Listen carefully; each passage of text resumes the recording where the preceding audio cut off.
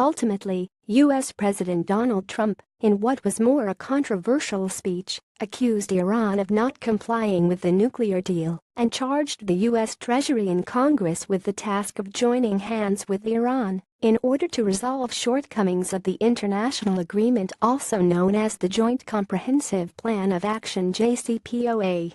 The U.S. president stated that Iran has violated the agreement for several times. For instance, the volume of their enriched materials has exceeded the specified limit. We will impose new sanctions on Iran to stop its support for terrorism.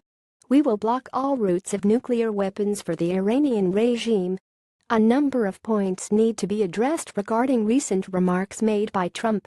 First and foremost, President of the U.S. failed to raise any legal or technical claim to prove that Iran has violated the deal. 8 reports by the International Atomic Energy Agency (IAEA) confirming Iran's nuclear activities had reduced maneuvering power of Trump. Moreover, his claim on increased amount of materials enriched by Iran were incompatible with IAEA reports.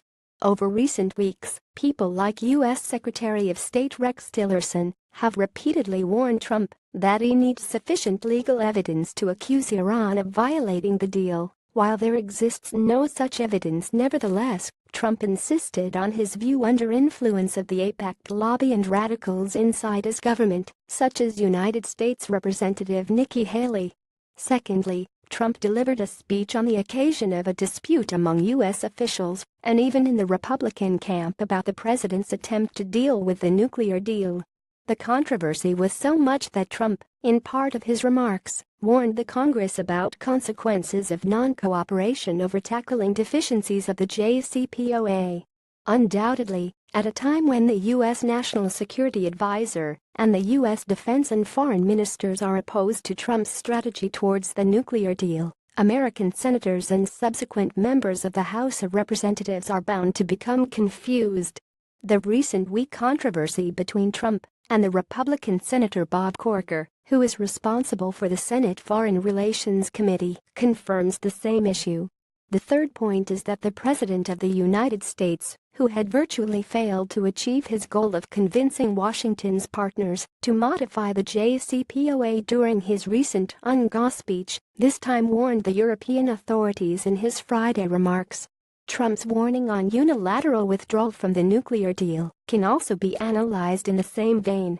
Although some European partners of Washington have shown faint green lights on the issue, Trump still has not achieved his ultimate goal, which is absolute co-sponsorship of the European Troika on reforming the JCPOA.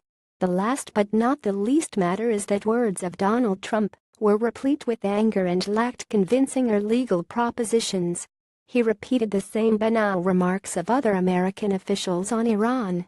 Trump's speech on the nuclear deal had more of media and promotional nature than a strategic one.